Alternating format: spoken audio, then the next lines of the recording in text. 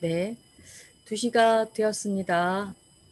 먼저 인사부터 하고 튜터 특강을 시작하도록 하겠습니다. 안녕하십니까. 행정학과 방송통신대 행정학과 튜터 오선영입니다. 저는 신입생을 담당하고 있고요. 그다음에 또 편입생 분들은 또 다른 튜터님 한 분이 더 계셔서 우리는 이제 신입생으로서 그 편입생들은 지도가 또 좀 복잡해서 저는 신입생을 주로 선호하지만 2학기 때는 할 수 없이 신편입생을 모두 다 관리를 했었죠. 자, 이렇게 신입생이시니까 이제 뭐 공부를 안 하시다가 이제 대학교 1학년 딱 들어오신 거잖아요. 근데 이 방송통신대가 우리나라 국내 최초 우주 최강 원격 국립대학교, 방송통신대학교가, 그, 처음에는 이제 그 서울대학교 그 부설로 시작을 했다고 하는 그런 역사가 있어요.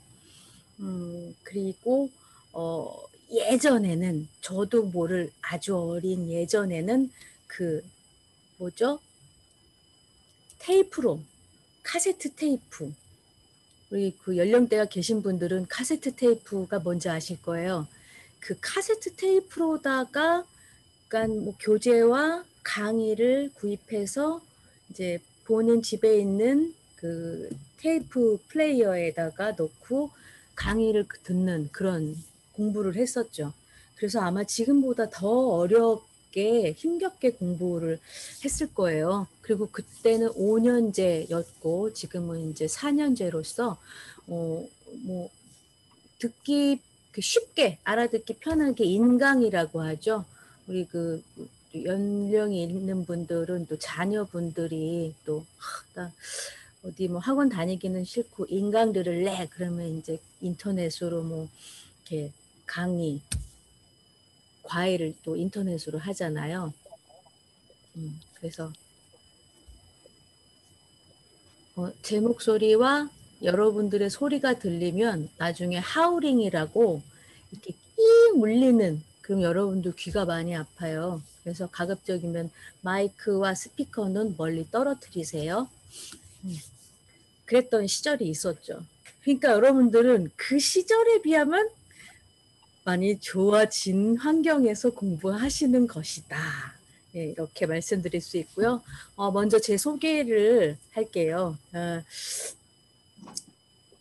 저는 여러분들의 대선배입니다. 여러분들의 대선배로서 방송통신대 우리 또 제가 공부했던 행정학과 튜터를 자발적으로 지원했고요. 그런 이유는 무엇이냐? 사실 제가 입학했을 때도 이렇게 여러분들처럼 미디어 강의를 듣고 출석 수업을 학교에 가서 듣고 했던 그런 4년제 시절에 공부를 시작했는데 튜터라는 제도가 있기는 있었는데 튜터님한테 그 문자를 보내면 답장이 없어요. 보통 제가 튜터를 했을 때 여러분들한테 문자를 보냈는데 답장이 없으면 제가 그래요. 메아리가 없네 그래요. 우리가 이 산에 가서 야호 하면은 산이 야호 하고 메아리 쳐주잖아요. 근데 저는 이제 워낙에 적극적이었던 학생이어서 제가 튜터에게 뭔가 질문을 먼저 보냈어요. 튜터가 메아리가 없는 거야. 답변이 없는 거야. 그런데 어느 날 출석 수업, 어떤 과목의 출석 수업을 우리 튜터가 출석 수업을 나왔네? 저 사람이 내 튜터였구나 한 걸 확인했지만 뭐 그렇게 써 이쁘진 않더라고요. 왜냐하면 사실 그 당시 튜터 그 제도가 그렇게 뭐 활발했을지 안 했을지는 모르겠지만 어쨌든 저는 튜터의 그 어떤 도움도 받아본 적이 없어서 사실 튜터한테 많이 서운했던 점은 있었어요. 그래서 내가 튜터가 될 수 있다면 나는 정말 그렇게는 하지 않겠다 하고 2019년서부터 방송 통신대에 튜터를 지원하게 됐고 지금까지 매 학기마다 지원을 통해서 매 학기마다 지원을 해요. 경쟁이 치열한지. 그래서 여러분들과 같이 하고 있고요.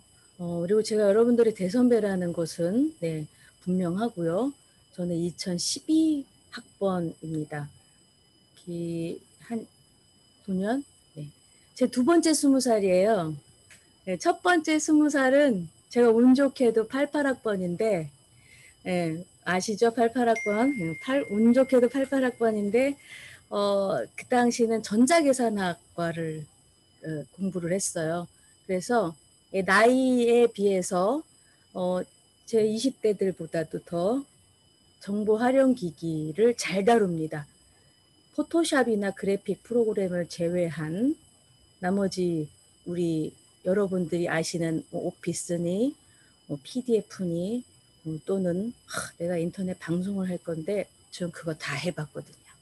그래서 또 이렇게 정보 기기를 잘 활용할 수 있는 것이 제 튜터 활동에 많은 도움이 되기도 해요. 그래서 또 공부할 때도 그리고 그러니까 방송대 입학해서 다른 사람들은 이런 걸 어떻게 다 알지? 제 오지랖이 넓어서 제가 한글 문서로 이렇게 정리해 놓은 자료들을 우리 스터디 멤버들과 공유하기도 하고 이렇게 저는 스터디 모임을 반드시 구성하라고 하고 스터디 모임이 있는 곳을 찾아가라고 학기 초에 얘기합니다.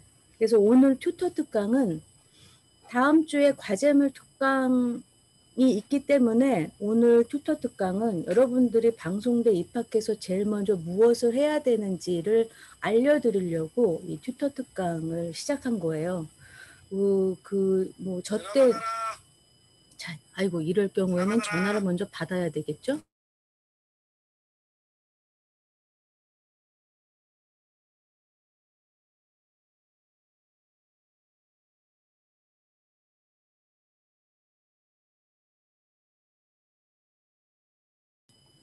비밀번호가 틀리돼가지고 비밀번호 그래서 링크 클릭하고 들어오시라 그랬어요. 우리 저 PC로도 링크 클릭해도 줌이 실행이 되잖아요, 그렇죠? 예, 그래서 우짜든동 단디 들어오면 되고 그 과제물 특강 앞서서 여러분들하고 처음 만나는 기간은 OT예요. 우리가 지금 OT도 전부 온라인으로 그 시행됐었잖아요. 그리고 각 지역 학교별로다가 이렇게 뭐라 그러지? 뭐 암암리는 아니고 그냥 이렇게 어떻게든 그 조금 그 피해 가면서 오프라인에서 만나기도 하고 계셨어요. 그럼에도 여러분들의 갈증은 해소가 되지 않았을 거라는 생각에 방송대 들어오면 처음에 무엇을 해야 되는지 이것부터 알려드리고자 튜터 특강을 개설한 거고 그다음에 추가적으로 여러분 질문 받고 시간이 난다면 3시간으로 부족한 과제물 특강도 한번 조금 맛을 한번 보고자 합니다. 그 제 계획에 이의 있으신 분 계신가요? 이의 없으시죠? 자, 이의 없으면 이거 해주세요. 이의 없으면 네, 좋아요. 자, 화면 안 켜고 계시더라도 전부 다 이렇게 귀로 들으시고 여러분들 이제 제가 화면 공유를 할 텐데 이 화면을 잘 보셔야 돼요. 그래서 제가 노트북이나 PC로 특강 듣기를 권장한 이유가 그런 거예요. 그래서 제가 저는 전자계산학을 공부하고 그 직업이 뭐였냐면 컴퓨터를 가르치는 컴퓨터 교사였어요. 그 서울시에서 또 전자계산 실기교사라는 그런 자격증도 또 줬을 그런 때였기 때문에 운 좋게 그 자격증을 소지하고 있고 그래서 컴퓨터 강사로 살고 있다가 또 방송대 행정학에 대해서 궁금한 게 또 많이 생겨가지고 게다가 또 저 때는 이 사회복지 연계전공이라는 것을 또 해가지고 같이 욕심이 생긴 바람에 같이 공부를 했어요. 그래서 지금은 사회복지사 자격증도 있고 또 지금 저 또 공부 중이에요. 그러니까는 12년도부터 공부를 시작해서 석사를 방송통신대학교 대학원 행정학과를 나와서 지금은 시립대 일반대학원의 그 도시행정학과라는 또 그런 과에서 저도 아직도 공부 중이에요. 이 도시행정학과가 그냥 행정학과라는 단어가 있어가지고 되게 막 공통된 게 많은가 보다 하고 들어갔는데 아플싸 너무 달라요. 뭐라 그럴까? 도시과학 그쪽하고 많이 연결이 돼서 이 공학했던 분들이나 또는 부동산 했던 분들이 들어가면 더 좋았을 법한 그게 뭐냐면 인정학점을 많이 받지 못했어요. 행정학과 출신이니까 학점 인정 많이 받을 수 있겠지. 자그마치 60학점을 이수를 해야 돼가지고 인정학점을 많이 받으면 보통 뭐 한 4학기 만에 다들 수료를 하는데 저는 빡시게 한 학기에 4과목씩 들어가지고 요번 학기가 이제 수료 학기입니다. 물론 시험은 합격했지만 말입니다. 아무튼 그래서 그렇게 해서 지금 박사과정에 있고요. 그러니까 계산을 해보면 제가 12년서부터 지금까지 쭉 공부를 하고 있다라는 게 느껴지시겠죠? 네, 저는 저 88학번이라고 그랬잖아요. 그러니까 여러분들 지금 공부하는 게 늦지 않다는 것을 그리고 젊은 친구들 빨리 시작하신 걸 너무 잘한 거라고 생각하시고 포기하지 마세요. 이게 휴학 같은 거 하지 마세요. 이거 그냥 휴학 안 해도 방송통신대는 그냥 쭉 내가 졸업 학점을 차와야만 졸업이 되는 그런 학교이기 때문에 휴학하지 마시고 그냥 한 학기에 한 과목이라도 들어가면서 쭉 이어가시라는 거. 이해 가셨습니까? 보통 뭐 휴학을 할 건데 하고 이렇게 질문을 하세요. 네, 좀 가급적이면 휴학도 하지 마시라 하고 휴학해서 재입학하겠대요. 재입학은 100%안 해요. 그래서 그런 거 안 권하고 그냥 한두 과목으로 가세요. 왜냐하면 방송통신대는 F학점이 제도가 있다고 하지만 실제로 F학점 맞아봤자 우리한테는 소용없어요. 우리는 졸업 이수 학점만 채우면 그때 졸업하게 되는 거예요. 안 그럼 졸업을 안 시켜주잖아요. 그러니까 휴학이 의미가 없다는 거죠. 그렇죠? 이해 가시죠? 질문 없으시죠? 우리 그 정우혁 학생 질문 많이 해주시는데 좋은 질문을 많이 해주셔가지고 감사드리고 그다음에 제가 화면 공유를 할 겁니다. 먼저 우리 방송통신대 학생이라면은 방송통신대 홈페이지 먼저 알아야 되잖아요. 자, 홈페이지에서 우리 신입생들이 어디를 어떻게 잘 들어가야지 이번 1학년 1학기를 잘 보낼 수 있는지 알려드릴 겁니다. 자, 화면 공유할게요. 제가 부득이 전체 화면을 공유할 거예요. 왜냐하면은 이 프로그램을 띄웠다가 또 다른 프로그램을 띄웠다 할 때마다 화면 공유를 중지했다, 다시 공유했다 하기 때문에 그게 좀 불편해요. 그래서 그냥 제 전체 화면을 공유할 거니까 바탕화면은 이해해 주시고요. 지금 제가 이미 띄워놓은 화면들이 몇 개 있어요. 그 중에 여러분들에게 제일 먼저 보여드리고 싶은 거는 우리 학교 방송통신대 홈페이지입니다. 자, 이 홈페이지는 반응형 홈페이지예요. 그게 무슨 뜻이냐? 여러분들 핸드폰으로도 이 홈페이지를 여전히 적당한 크기로 볼 수 있다는 거예요. 이렇게. 이 조그마한 사이즈의 홈페이지에 들어갈 만한 요소들을 다 볼 수 있다는 거예요. 그럼 또 좀 늘려볼까요? 늘리면 늘어나는 대로 또 보여요. 그럼 줄여졌을 때, 안 보였는데, 아니요. 안 보이는 게 아니고, 이런 식으로 이동을 해서 보게끔. 이런 것이 바로 반응형 홈페이지라고 하고, 이것이 여러분들이, 이제 앞으로 4년 동안 빡시게 달려서 보실 학교의 홈페이지입니다. 이렇게 학교 홈페이지에 로그인을 하면 여기에 로그인을 하게 되겠죠. 그러면은 여러분들 제일 먼저 어디로 가요? 여기. 자, 제 화면에 요 표시가 보이시나요? 제 손가락 표시 바뀐 거? 누가 한 명 대답을 해주시면. 마우스가 화살표 모양으로 돼 있다가 이렇게 맞춤 정보로 가니까 손 모양, 손가락 모양으로 변하죠. 이게 여러분들이 제일 먼저 가게 되는 페이지가 되는 거죠. 자, 그러면 이제 저는 튜터니까 아까 같은 페이지가, 지금과 같은 이런 페이지가 보이잖아요. 그리고 저는 이미 튜터 지도에 잠깐만, 여기 요 줌에 화면이 저를 조금 시야를 좀 가리게 해가지고 제 화면을 조금 제 맘대로 조절을 좀 할게요. 여러분들은 다 보이실 거라고 생각하고. 자, 그래서 이제 요게 제 이제 튜터 페이지. 그러니까 자, 다시 한번 로그아웃을 해볼까요?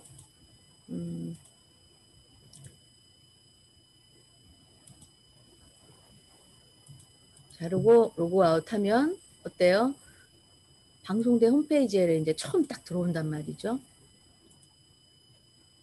자, 그럼 이제 홈페이지가 나와요. 로그인 하죠? 자, 로그인 클릭합니다. 그러면 로그인 화면이 나오죠. 여러 가지 방법으로 로그인 하게끔 되어 있는데 우린 보통 뭐 웹사이트 접속할 때 아이디하고 패스워드로 로그인을 하죠. 자, 그러면은 이제 제 맞춤 페이지는 이거예요. 튜터니까. 그쵸? 그런데 여기다가 튜터지들. 자, 요 화면이 여러분들의 화면이라고 생각해 보세요. 여러분들의 맞춤 화면이라고 생각해 보세요. 저 지금 여러분들을 듀얼 모니터라 옆에 화면에다 갖다 놨었어요. 자, 이 화면이 여러분들의 화면이라고 생각하면 제가 튜터지도 페이지가 어디에 있나요? 라고 질문을 할 때 어떻게 설명을 했었을까요? 여러분들 이름 보이시죠? 요 밑에 보이시면 튜터지도 보이시죠? 했죠? 그때 튜터지도로 마우스 갖다 대면 마우스 모양이 바뀌면서 요거를 클릭하면 튜터지도 페이지가 열린다고 설명을 했었습니다. 우리 황인준 선생님 지금 또 질문을 올리셨네요. 내가 왜 아까 못 봤을까? 자, 이것이 여러분들이 한 학기 동안 이용해야 될 튜터의 사이트입니다. 튜터 지도 사이트에 공지사항도 있고요. 여기도 공지사항 보이시죠? 여기 공지사항이 보시고 요거 뭐라는 걸 누르면 공지사항 페이지로도 이동이 되죠. 그리고 여기도 메뉴가 있으니까 여기 있는 걸 누르셔도 되고. 자, 우리 계속 튜터 특강에 대한 토론을 나눈 것도 여기에 다 내용이 있죠. 이 토론방. 그리고 여기 이쪽에 있는 메뉴들과 이쪽에 있는 메뉴들이 좀 같죠? 그 이제 1대1 상담방은 누르지 않겠습니다. 왜냐하면 1대1 상담방은 여러분들은 볼 수 없어요. 왜냐하면 여러분 우리 학우님들과 저만의 비밀이니까.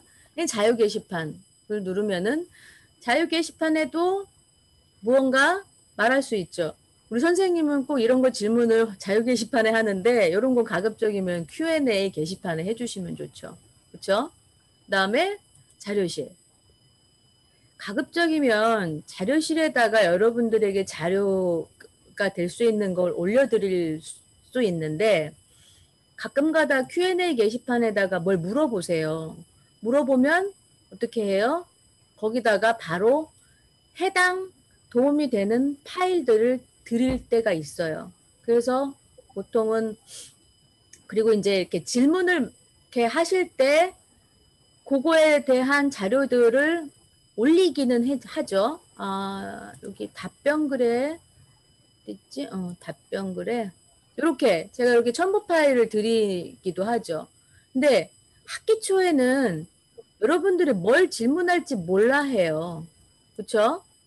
그 이제 1페이지를 보면은 거의 저만 질문하고 있는 거야. 이것은 이제 과거에 많은 신입생분들이 처음에 무엇이 궁금했을까, 그런 것들이, 어떤 것들이 궁금할까라는 것들을 종합해서 이렇게 올려드립니다. 근데 요즘은, 이번에는 이 개인정보 동의 버튼이 없어진 걸 제가 모르고 올렸는데, 이제는 요거를 사용하지 않나 보더라고요.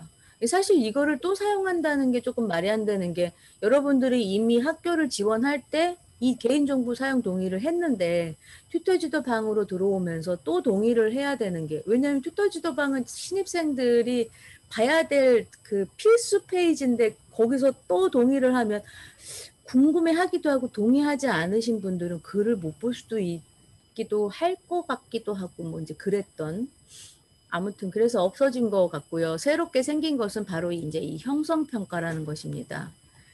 작년부터 이야기가 되고 있었어요. 작년 1학기 때부터. 그런데 이제 내년부터 실행한다 하고서 바로 올해부터 이제 시행이 된 거죠. 제가 말하는 내년은 2020년 기준으로 2021년 내년을 말씀드린 거고, 여러분들에게 이 형성평가는 얼마나 중요한 것이냐. 자, 예전에 형성평가가 없었을 때의 평가 방식을 잠시 보여드릴게요.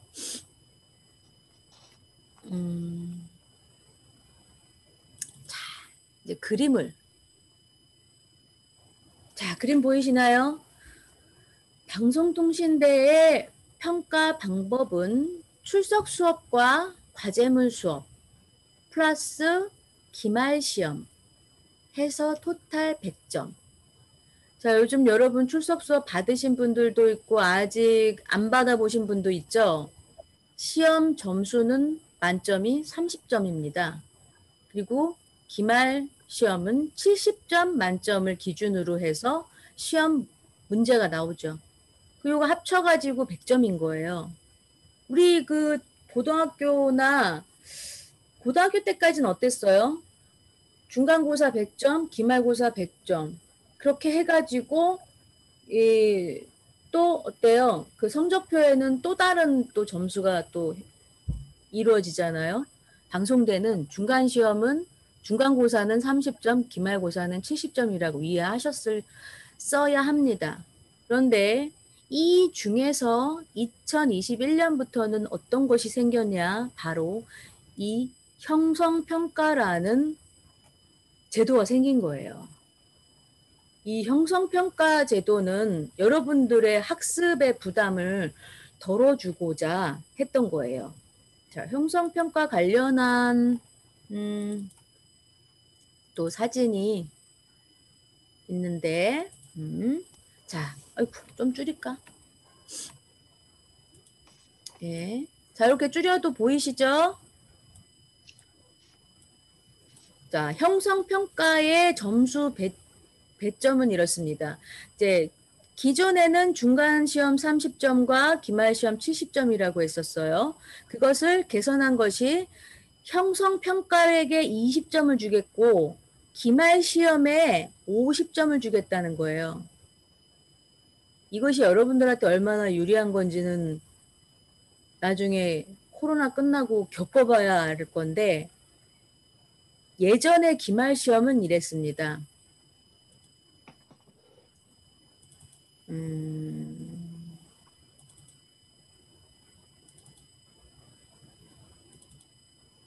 자, 제가 행정학개론 기출시험을 여러분들께 보여드릴게요.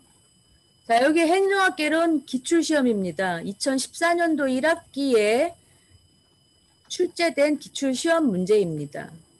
자, 이렇게 해서 각 문제마다 100점들이 있었어요. 각 문제마다 100점들이 있어서 만점이 총 70점. 그런데 보세요. 문제마다 100점이 있는데 최저가 2점이고 최저 점수가 2점이고 그다음에 최고로 많은 배점이 어딨지? 여기 4점. 4점짜리예요. 그러면 2점짜리 2개 틀린 거랑 4점짜리 2개 틀린 거랑 뭐가 차이가 날까요? 2점짜리 2개 틀린 거랑 4점짜리 2개 틀리면 똑같이 2개는 틀렸는데 어때요? 나는 2점짜리 2개 틀리고 우리 그 정우혁 학우님은 4점짜리를 2개 틀렸다고 치자고. 나는 2점짜리 2개 틀렸으니까 70점 만점에서 4점이니까 66점이죠. 근데 우리 정우혁 학생은 몇 점이에요? 62점을 맞은 거예요. 그러니까 어때요? 똑같은 2개를 틀려도 이렇게 배점이 달라졌어요. 그런데다가 직장 다니느라 너무 힘들어가지고 공부할 시간이 없었어요. 네? 그래가지고 정말 이 70점 맞기가 너무 힘든 거예요.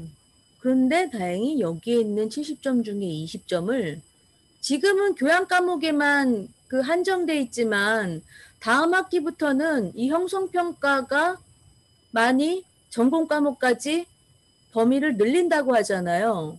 그럼 여러분들은 강의를 들으시면서 형성평가만 본다 하더라도 어때요? 1학기 때 이미 50점을 먹고 들어가는 거예요.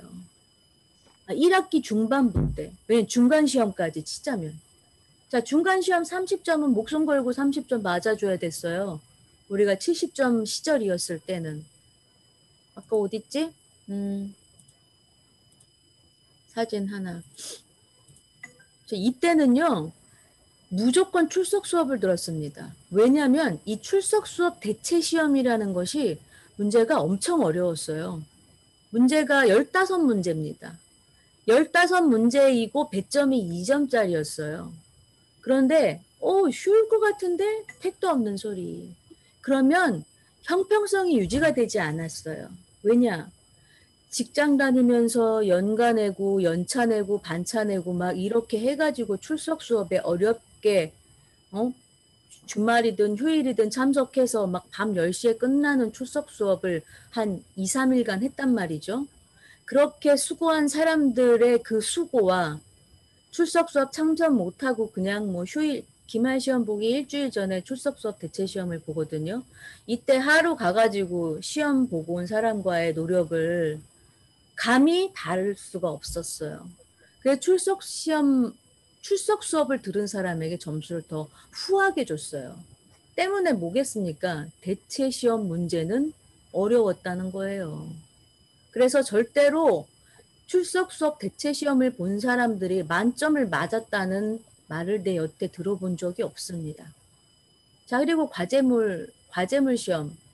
다음 주에 과제물 특강을 하겠지만 이 과제물 시험은 30점 우리 신입생들한테 만점 맞는 게 쉽지는 않겠죠. 뭐 논문의 형식을 취해가면서 쓰시오 막 이러면 논문 한 편도 써보지도 않았는데 무슨 서론 본론 결론을 쓴단 말이냐. 뭐 고등학교 시절을 최근에 경험했던 분들은 그 고등학생 때 그 우리 뭐라 그러죠? 뭐 수행평가나 이런 또 그 학생종합 그 저기 때문에 논문의 형식을 취한 그런 그 뭐라 그럴까요? 레포트를 그런 식으로 하게끔 하는 그런 게 있어서 경험은 있었겠지만 아닌 이상은 서론, 본론, 결론 해가지고 논문의 형식을 취해가면서 논술하기는 쉽지 않았다는 거죠. 그래서 신입생들에게 뭐만 원하느냐? 그 형식을 잘 갖추었느냐? 우리가 이 형식을 갖춘다는 거는 조금 쉬운 말로 우리 격식을 차린다고 하잖아요. 예를 들어서 레스토랑에 갔어. 내가 88학번이었다. 우리 가정 가사라는 과목이 있는데 이 가정 시간, 가사 시간에 그 양식의 식기를 배열하는 방법 뭐 이런 것도 배웠어요. 우리 요즘 레스토랑 가면은 뭐 포크와 나이프 그다음에 뭐 스프 떠먹는 스푼과 디저트 먹는 스푼 따로 포크 따로 뭐 이것들을 막 왼쪽 오른쪽 막 배열하잖아요. 그것들을 배열하는 걸 배웠다니까 그 왜겠어요? 격식을 갖춰라라는 거죠. 즉 우리 신입생들은 과제물 형식의 격식만 갖추면 잘했어 하고 30점 준답니다. 이거 너무 어렵게 생각하지 마시고요. 아무튼 요 과정이 4월 중순까지 끝나면은 이제부터는 기말 시험인 겁니다. 그 기말 시험 그 운영 계획도 학교에서 이미 공지사항을 올렸죠. 제가 우리 튜터 지도 페이지 공지사항 보면은 기말 시험에 대한 기말 평가 운영 계획 및 교과목별 평가 유형 안내. 이미 이게 3월 4일에 올라온 공지를 올려드렸어요. 자, 여러분들 가슴에 손을 얹고, 자, 이제 내가 여러분들의 그 화면을 좀 넓게 좀 펼쳐보겠어. 자, 가슴에 손을 얹고, 이 튜터 지도의 공지사항을 꼬박꼬박 잘 보신 분, 자, 가슴에 손을 얹고, 아, 우리 신경이 하구님, 네, 또, 그래요. 뭐, 몇 개는 빼먹었다고 치고. 자, 여러분들, 이거를 꼬박꼬박 잘 보셔야 돼요. 물론, 매일 공지가 올라오지는 않아요. 그렇지만, 오늘은 그런 거 있죠. 어떤 그 만화 주제곡이 오늘은 어떤 일을 할까요? 하잖아요. 오늘은 어떤 공지가 떴을까요? 하고서 이 공지사항을 들어와 보셔야 되는 거예요. 그래서 항상 최근 것들이 이렇게. 그리고 이 위에 올라가지 않아도 되는 것들은 밑에다가 놓긴 놨는데 거의 제가 이렇게, 왜냐면 공지 기간이 있어요. 그 공지 기간이 지나면 이렇게 굵은 글씨에서 사라지니까 이 아래편에도 열심히 많이 찾아보셔야 돼요. 자, 그리고는 자료실이죠. 공지사항에도 그 자료를 많이 올려놓습니다. 왜냐하면 자, 튜터지도 사이트의 이 공지사항의 이 내용은 진짜는 어디 있을까? 진짜는 바로 우리 학교 홈페이지에 있습니다. 근데 우리는 학교 홈페이지 로그인만 하면은 나의 맞춤 정보부터 딱 뜨니까 이제 더 이상 학교 홈페이지를 볼 수가 없는 거예요. 그렇지 않아요. 여기 갑니다. 요거 제 마우스 보이시죠? 이 화살표였던 마우스가 학교 로고만 보여도 바뀌죠. 이건 뭔가 링크가 있다는 거예요. 여기 클릭하면은 학교 홈페이지로 이동이 되게 됩니다. 그럼 또 여러분의 맞춤 정보는 또 어디로 가요? 여기 누르면 맞춤 정보가 뜨는 거죠. 그러면 저한테는 이제 창이 3개가 된 거죠. 여러분들은 이 창이 2개가 될 수 있겠죠. 여러분들의 맞춤 정보니까. 자, 그러면 다시 홈페이지에 왔는데 그럼 튜터 지도의 공지사항에 있는 게 어디 있느냐? 바로 여기 공지사항 보이나요? 요 공지사항이 있습니다. 여러분들의 반응을 좀 보면서 하고 싶은데 참 이 줌이 이래서 불편해요. 자, 보시면 이렇게 공지가 날짜마다 떠요. 제가 작년까지만 해도 이런 거 혹시 여러분들 뭐 이런 창업 아이디어 관심 있는 분들이 있을까? 이런 것들도 막 다 올려버렸어. 근데 생각해보니까 요번 1학년들은 작년 1학년들하고 또 이렇게 다르더라고요. 그래서 그냥 그야말로 안 되겠다. 학사 정보, 우리 학사와 시험 관련되어 있는 거 우선적으로 공지를 하자 해서 학사 시험 관련 정보가 있는 것들만 지금 공지사항에 올리고 있어요. 그래서 웬만하면 쓸데없는 공지사항은 제가 안 올린다는 거예요. 쓸데없다는 건 학교에겐 쓸데 있지만 우리 1학년들한테는 최소한의 쓸데 있는 것들만 제가 여러분들한테 보여준다는 거. 그러면 저는 이미 얘를 올려놨겠죠? 각종 시험 결시 사유 인정 기준 공고. 그러면 튜터가 진짜 옮겨놨는지 안 옮겨놨는지 볼까요? 여기 올려놨잖아. 여기 올려놨습니다. 그러면 자, 이게 무슨 말이냐? 자, 우리 홈페이지 쪽에 한번 눌러가서 큰 글씨로 한번 볼까요? 자, 2021학년도 1학기 각종 시험 결시 사유 인정 기준 공고. 어떤 학우한테 이런 질문이 왔어요. 튜터님, 제가 무슨 시험에 출석 수업에 참석할 수 없을 것 같은데 이거 참석했다는 인정을 받을 수 없을까요? 기말 시험에 참석하지 못했는데 뭐 없을까요? 사실 이 인정 기준 공고는 언제 쓰냐면요. 우리 코로나 때는 이 인정 기준을 인정받고자 하더라도 기말 시험의 그 평가 유형이 뭘로 바뀌었습니까? 과제물이죠. 과제물의 제출 기간은 하루일까요? 일주일일까요? 최소한 일주일은 이상이잖아요. 그렇죠? 확인합니다. 자, 기말 시험, 기말 평가 운영 계획. 자, 모두 온라인 과제물이라고 했습니다. 자, 그리고 제출 기간 어디 보세요. 이거는 시험을 보는 것이고 아직 제출 기간은 안 나왔네요. 일단 유형만 전부 과제물 형식으로 바뀐다고만 나왔네요. 자, 그럼 우리 과제물 튜터님, 제가 과제물 제출을 하지 못했는데 과제물 제출한 것으로 인정을 받을 수 있을까요? 자, 제출 기간 보세요. 3월 17일서부터 4월 23일. 38일간. 이 38일간에서 한 며칠의 시간을 가지고 내가 이 과제물을 제출할 시간이 과연 정말 가슴에 손을 얹고 없었겠을까요? 병원에 입원하지 않은 이상 없어요. 그리고 요즘 코로나 환자들 코로나 병실에서 많이 중증 환자들 아닌 이상은 진짜 병실에서 너무 심심하대요. 이거 과제물 하자고요. 과제물 하면 됩니다. 코로나 환자에겐 정말 미안하지만, 네, 이 중환자실에 입원하지 않은 환자를 제외하고 나머지 이 격리되신 분들은 예, 이 핑계를 피해갈 수가 없다는 거죠. 그다음에 추가 제출 기간도 있습니다. 과제물은 다 작성해 놨는데, 깜빡하고 제출을 못했어.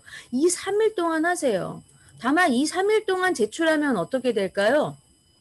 이 기간에 제출했던 사람들과 같은 잣대로 평가를 받기에는 그럴 수 없죠. 그래서 감점이라는 것이 있습니다. 어디요? 여기 있습니다.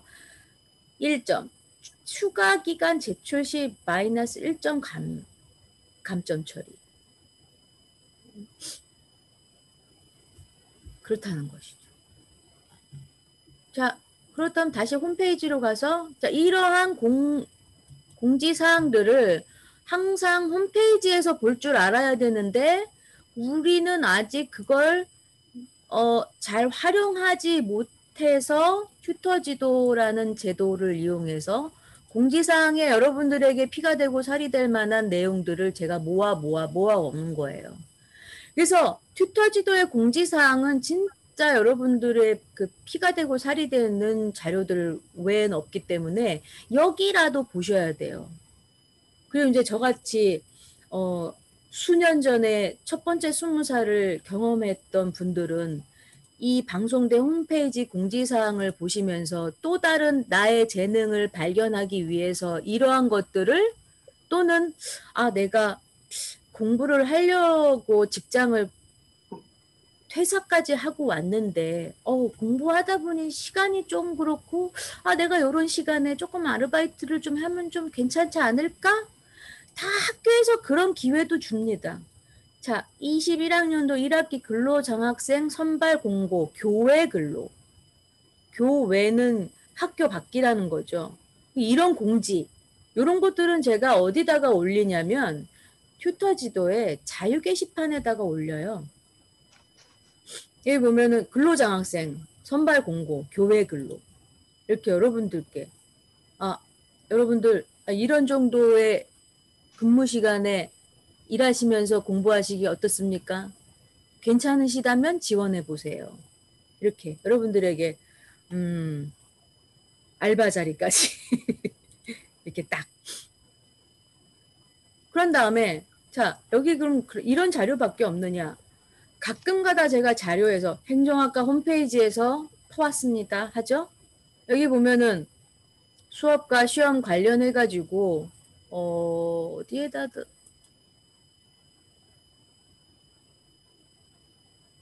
행정학 개론 여기 있다.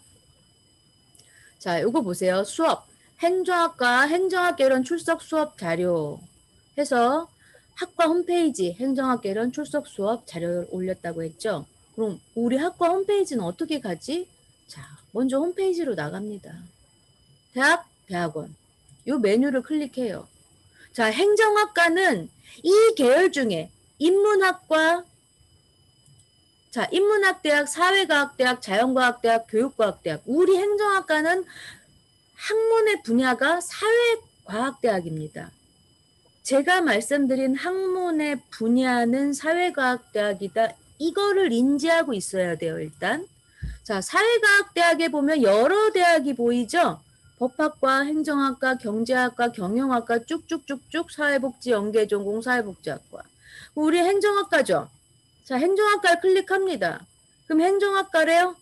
우리 과 사무실 전화번호 홈페이지 바로 가기. 자, 홈페이지 바로 갑니다. 여기가 홈페이지예요. 자, 그러면 학과 소개, 교과 정보, 학습 정보 뭐 이렇게 다 눌러봐요. 그러면 교수진 소개, 우리 학과 교수님들이 어떤 분들이 계신지. 자, 우리는 이때 이분들이 꼭 왠지 연예인 것 같았었어요. 그래서 출석 수업 날 이분들 중에 한 분이 나왔다. 그러면은 저같이 오지랖 이상한 사람은 사인도 받고 그랬었어요. 그리고 뭐 학과 사무실 조교 안내, 그다음에 교과 정보 봅니다. 자, 어떤 그 학우님들은 4년 동안 어떤 과목을 배우나요? 물어봐요. 자, 그럴 때 제가 무슨 과목을 공부합니다 라고 하면서 이 링크를 보여드려요. 자, 그렇게 해서 이 수업들에 대해 1학년 1학기 때는 이러한 과목을 하고요. 2학년 1학기는 이러한 과목을 하고요. 합니다. 그러면은 보세요. 자, 미디어 수업, 출석 수업이었던 과목들, 뭐 지금은 다 온라인 수업이 온라인 줌으로 강의를 하게 됐지만, 자, 그러면서 형성평가 점수까지 다 이렇게 새로 이렇게 교과목 소개. 그럼 또 어떤 학생은 또 이거는 무슨 과목을 뭘 가르치는 과목의 제목이 이거예요? 뭐 이렇게 물어보잖아요. 그러면은 이제 전공 교과 소개로 들어가면 어때요? 행정학 개론은 어떤 과목이다. 정보사회와 행정은 어떤 과목이다라는 걸 볼 수가 있는 거예요. 자, 저는 여기서 이제 이건 내 개인적인 불만이지만 이 개인적인 불만도 할 수 있는 자격이 있는 사람이라는 게 아까 제가 여러분들께 말했죠. 난 여러분들 대선배이기 때문에. 저는 1학년 1학기 때 이 과목을 한 번도 바꿔본 적이 없어요. 자, 1학년 1학기 때 전공 과목 행정학 개론, 정보사회와 행정, 사회복지학 개론, 정치학 2학기 때는 이제 정치학 개론 갑니다. 1학년 1학기 때 배워야 될 전공 과목이 이거다. 이거 바꾸지 않았어요. 다만 바꾼 건 무엇이냐? 사회복지 연계 전공 때문에 일반 선택이나 교양 과목을 사회복지 관련한 과목으로 땡겨 들었거나 타학과의 과목을 갖다 들었었어요.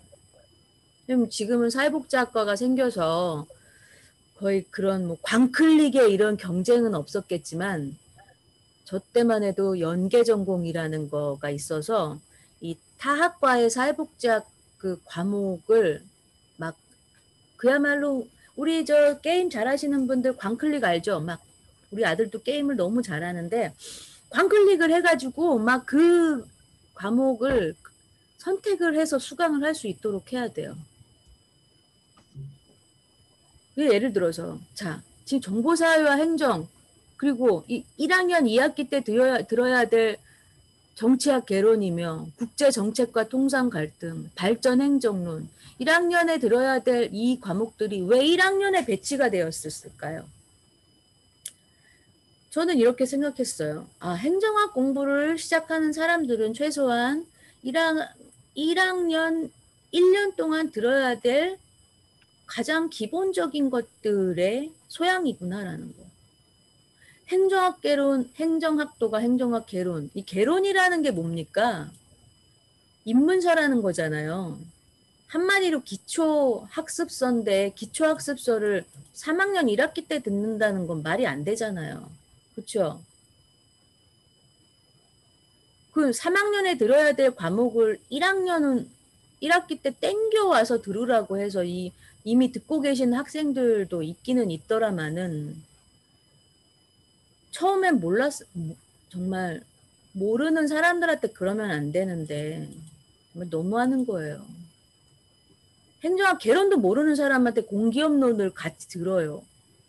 스터디라는 걸 이유로 같이 들으면서 스터디를 하자고 하는 게 아닙니다. 네? 내 기준에 내가 이 공부를 해야 되기 때문에 다 같이 이 공부해요가 아니고 1학년에게 1학년들을 모아놓고 1학년들 이 과목을 이렇게 공부해야 돼요라고 스터디 방법을 알려줘야 되는데 엉뚱하게 3학년들 과목을 1학년한테 듣게 하니까 좀 황당하더라고요. 제가 얼마 전에 알았던 사실이라 작년에 몰랐는데 그래서 여러분들한테 말씀드리는 겁니다.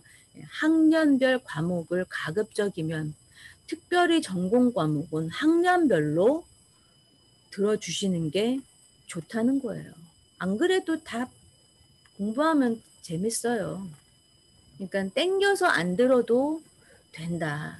자, 그리고 각 지역대학별 우리 그 학생, 학우님들 빨리 자기 동기들하고 최소 인원 3명, 최소 인원 3명, 최적 인원 6명 만드셔서 스터디만 하세요. 자, 스터디하는 방법 제가 좀 이따 알려드릴게요. 자, 이렇게 해서 우리 행정학과 페이지. 그럼 이제 학습 정보로 가가지고 어때요?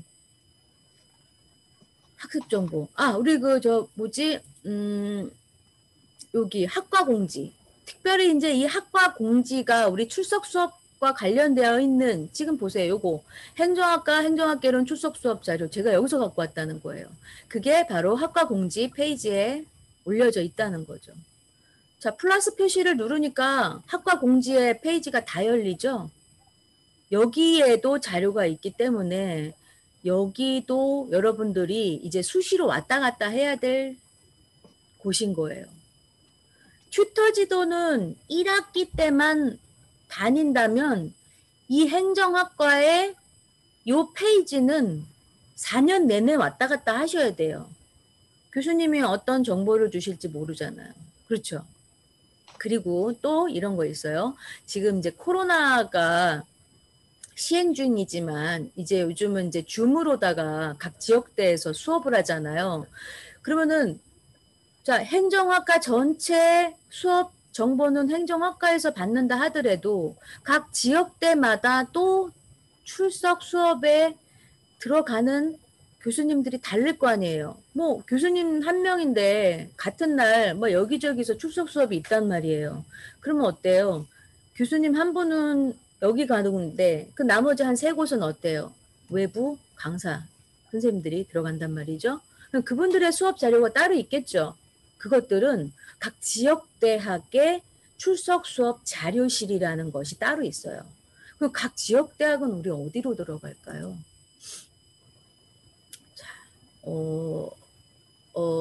어디로 들어갈지 모르겠으면 서울 지역 대학 하면 어때요? 지역대학 포털 서울 지역대학 이렇게 검색해도 되잖아요. 이렇게 해서 각 지역대학으로 들어가서 어때요? 여기 메뉴들이 있는데 출석 수업 정보 여기로 들어가서 출석 수업 자료실로 가서 내가 듣는 학과에 출석 수업 자료가 있는지 없는지 확인하시면 돼요. 자, 지금 3가지 페이지. 처음에는 어때요? 학교 홈페이지, 그 다음 2번째 행정학과 홈페이지, 3번째는 뭐였어요? 우리 지역대학교. 지역대학교 홈페이지 이 3개는 튜터지도 기간이 끝난 2학기 때부터 매일 에브리데이 공부 시작하기 전에 들어가시면 되는 곳이고 튜터 지도는 언제까지요? 요번 1학기 때까지. 그러니까는 요번 1학기 때까지는 뭐 제가 알려드린다 하더라도 2학기 때서부터 여러분들 요 3개의 페이지는 항상 잊지 마시고 그래서 이제 우리 컴퓨터에 보면은 바로 가기 해놓은 거 있잖아요. 이렇게 바로 가기로 해 놓으셔도 좋을 것 같습니다. 그 다음에 아이고 내가 이거 얘기하면서 그 다음에 무슨 얘기 해야지 하는 걸 까먹었는데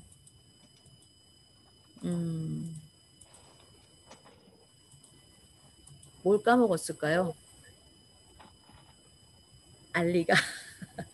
자, 그러면 자, 이제 그러면은 제가 공지사항에다가 어떤 글을 처음서부터 올려놨는지 한번 들어가 볼게요. 먼저 1페이지 한번 가볼게요. 자, 1페이지 수강 신청 안내 했죠. 이 수강 신청 안내가 언제 올라오는지 몰라도 1차 수강 신청은 1월 요 날서부터 요런 절차를 거친다는 거. 그리고 변경 기간, 과목 변경 기간 있죠? 네, 과목 변경 기간도 꼭 보시고. 그리고 네, 형성평가 안내해드렸죠. 그 다음에 요 글을 참 안 보셨어. 50번밖에 안 봤어요. 어떤 거는 막 100번이 넘었는데. 근데 이게 여러분들한테는 제일 중요해요. 요번 학기 최소한. 근데 요거 말고도 또 하나의 페이지가 있죠. 뭐가 있었냐? 자, 1학기 때, 여기 있다. 제가 아예 빼놨네요. 자, 온라인 화상 출석 수업 강의 입장 방법. 이 중에서 줌이라는 프로그램을 설치하는 방법을 제가 아마 자료실이나 이런 데 갖다 놨을 거예요.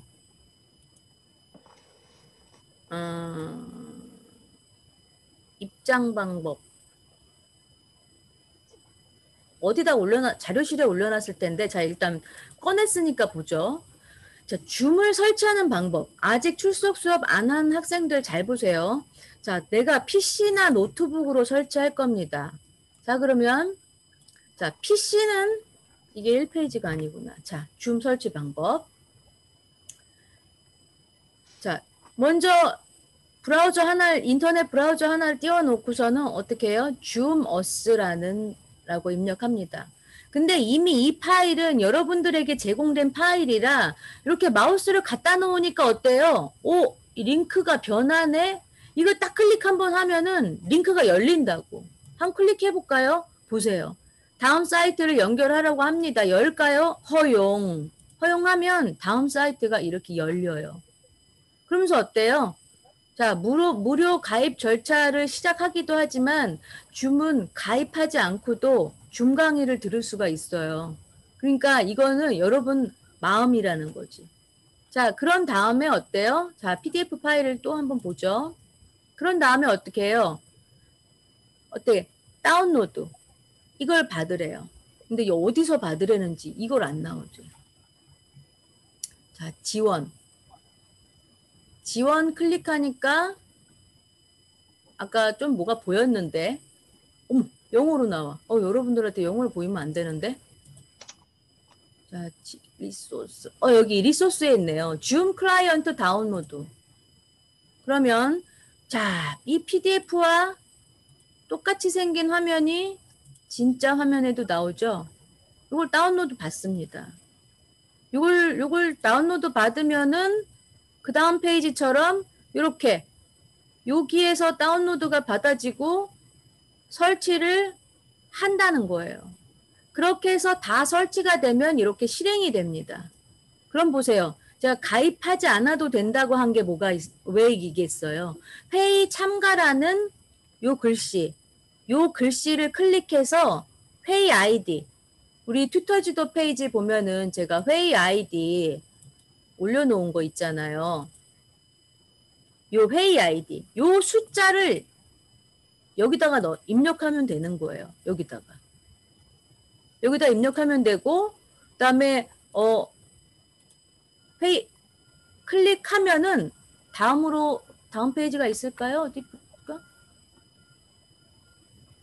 없네.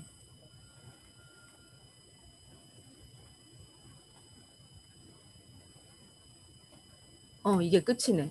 아이고 안타까워라. 그러면 뭐가 나오냐면 그 다음엔 암호를 넣게끔 한다고요. 그러면 그때 암호를 넣으시고 어때요? 인터넷 오디오로 참석할 거냐 안 할 거냐 물어봐요. 요건 내가 제가 지금 여기 서울시립대에서 다른 학과 조교를 맡고 있는데 거기에서 보면은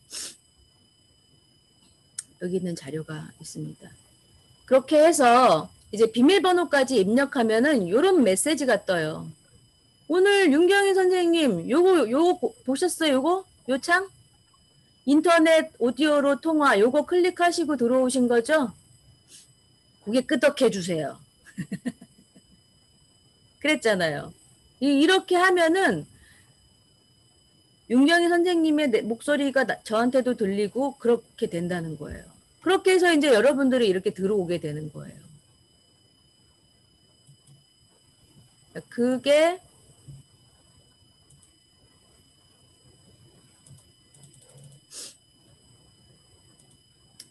자, 이 방법이고 또 이번에 이제 스마트폰과 태블릿. 아, 맞다. 스마트폰과 태블릿에 그 방법이 있죠. 이 두 가지 방법으로다가 설치할 수 있는 방법을 다 드렸다는 거예요. 아까 구글 플레이에서 줌 클라우드 미팅 다운받으신 분 설치하셨을 거예요. 설치하고 열면은 어때요? 바탕화면에 이런 거 생기고 아이폰은 어플 스토어에서 다운로드 받습니다. 이렇게 해서 열어요. 그러면 바탕화면에 이런 게 생긴다고요. 얘를 열면은 그 다음 화면은 뭐냐? 똑같이 아까 같이 아이고 얘도 없네. 얘도 안 보이네. 아까 어디 있지? 아, 여기 있네. 자, 봅니다. 아, 요거는 이제 그 다음 파일인데요. 출석 수업 참여 방법이에요. 출석 수업 준비하기. 근데 우리는 학교에 요런 환경이 이런 환경이 잘 되어 있는데 다른 데는 그냥 줌으로 바로 들어가거든요. 그러면 이렇게 자기 이름 치고 회의 참가, 비디오를 사용해서 참가 이걸 다 선택해야 된다는 거예요. 이렇게 해서 여러분들 다 줌으로 들어오신 거잖아요. 그렇죠? 그게 바로 아까 튜터 지도에 공지사항에 있는 어디 있지? 2페이지에 있는 거. 2페이지 바로 이겁니다. 그러니까 이것들 열어가지고 보셔야 되는 거예요. 자, 출석 수업 안내 열어볼게요. 제가 화면을 조금 키워서 자, 화상 강의실 입장하는 방법. 방송대 일단 로그인 합니다. 그다음에 나의 정보 보시고 나의 학습 정보 화상 강의 클릭. 나의 학습 종합 정보 아니더라도 어디로 들어가면 돼요? 여기. 제가 이 튜터는 학생 화면이 어디까지 보이냐면 이렇게까지밖에 안 보여요. 그러면은 나의 정보를 클릭하면 그 나의 학사 종합 정보 이제 여기로 들어가라고 해요. 근데 여기로 들어가서 이렇게 찾는 것보다 어디가 편하냐면 여기가 더 편합니다. 이렇게 해서 수업 시험 쪽으로 가면은 여기 자 여러분 요것이 여러분 것과 같지 않다고 해서 이상할 게 하나도 없는 게 왜일까요? 이건 이 학생만의 맞춤 정보이기 때문에 그래요. 맞춤이라는 건 뭐예요? 내 몸에 맞춘다는 거죠. 그런 의미예요. 그래서 나의 맞춤 정보가 여러분의 맞춤 정보와 다를 수 있다는 거예요. 왜냐하면 나는 출석 수업을 들었는데 우리 이지은 학우님은 출석 수업 들을 시간이 없어가지고 출석 수업 대체 시험을 봤어요. 그러면 뭘 해야 되겠어요? 출석 수업 유형 변경을 했겠죠. 그렇게 해서 유형 변경을 어떻게 해요?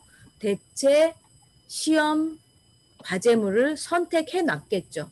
그러니까 어때요? 나의 맞춤 정보와 우리 이지은 학우님의 맞춤 정보가 다를 수 있다는 거예요. 때문에 이 종합 정보는 되게 중요한 거예요. 그렇게 해서 들어오는 방법을 이렇게 안내해 주잖아요. 이거 저기 출석 수업 들어보신 분들은 여기 클릭하면 이 URL 주소가 나오고 화상 강의 나오고 다 했을지 제가 안 해봐서 몰라요. 저희한테 이 화면이 없기 때문에 학생한테 튜터한테 출석 수업 들어오라고 하는 그런 권한도 없기 때문에 예. 어쨌든 이것들을 읽으시면서 어때요? 출석 수업을 들었어야 된다. 그 다음에 이제 공지사항. 그리고 또 학습자용은 뭐 안 들어도 되죠. 자, 그 다음에 있는 공지사항이 뭘까요? 원격대학 교육의 이해. 이 원격대학 교육의 이해는 총 학교 생활 4년이라고 치고 반드시 1학년 1학기 때 이수해야 될 1점짜리 학점이지만 매우 중요합니다. 이 1점 때문에 졸업을 할 수 있고 못하고가 달려 있어요. 이거는 제 선배들이 저에게 이야기했던 거지만 저도 여러분들에게 이야기해드릴 수 있는 이야기입니다. 1점이 부족해서 한 학기 더 다닌 그런 선배들이 많았다는 거. 그렇기 때문에 이 1점짜리 그리고 요거 듣고서 바로 테스트하고 그냥 끝 이수. 그러니까 이거는 수업 시작하기 전에 제일 먼저 하시면 돼요. 그리고 수강 기간이 얼마나 길어요. 이 안에 못 해놓는다는 건 이거는 뭐가 부족한 것이에요. 의지가 부족한 거죠. 네. 자, 그리고 다음에 뭐가 있습니까? 다음 글은 행정학과 오리엔테이션 안내 글입니다. 이거 제가 여기다 올려놓고 여러분들 이렇게 저도 요거 봤습니다. 이거 봤는데 이거 안 보신 분들 많죠? 이건 내가 봐야 되는 게 아니고 여러분들이 봐야 되는 거예요. 우리 이제 코로나 때문에 우리가 오리엔테이션을 학교에 가서 직접 교수님들과 선배 재학생들을 못 만나서 안타깝지만 온라인이라도 이것을 봤어야 된다는 거예요. 그리고 이건 다른 학교도 다 마찬가지예요. 시립대도 마찬가지죠. 온라인에서 오리엔테이션을 시행했습니다. 그러니까 그럼 시립대 학생들은 뭐 100% 들었을까요? 물론 사정이 있어서 핸드폰으로 듣고 막 그랬겠죠. 자, 그다음에 이제 그 다음이 무슨 글일까요? 원격대학의 오리엔테이션. 그리고는 이제 처음에 나올 게 과제물 시험이겠죠. 강의 제작 업로드 일정 안내. 지금 계속 제작 중인 과목들의 강의도 있죠. 지금 사회복지학 개론이 몇 강까지 만들어졌는지 모르겠는데 과제물 할 정도까지는 강의가 나왔어야 된다고 생각을 합니다. 사회복지학 개론에 보면은 앞부분 강의랑 뒷부분에 몇 강이죠? 한 7강인가를 뭐 또 듣고서 7강입니까? 확인 조금 이따 할게요. 아무튼 몇 강을 듣고 가장 감명 깊었던 강의를 듣고서 과제물 작성하는 게 사회복지학 개론이잖아요. 그렇죠? 자, 그리고 여러분들에게 가장 중요한 졸업 소요 이수학점 조정 안내. 여러분들 정말 운이 좋아요. 저는 140학점을 이수했습니다. 근데 여러분은 130학점만 이수하면 된대요.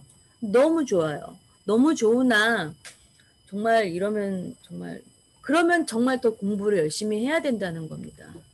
방송대에서 멈추지 말고 진학을 하고 싶은 학생들이 있을 거라고요. 우리 20대에 들어온 학생들은 진학의 꿈도 있어요. 대학원을 들어갈 거예요. 대학원에 들어가기 위해서 이제 석사과정을 들어간다고 생각하자고요.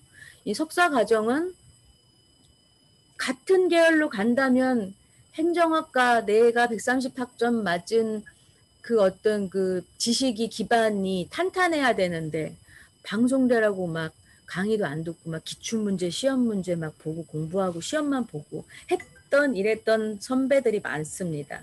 그런 분들에게 실력이란 과연 있을까요? 저는 그게 의심스럽다고 생각합니다. 그랬던 선배들이 있었기 때문에 저는 열심히 공부를 하긴 했었더랬죠.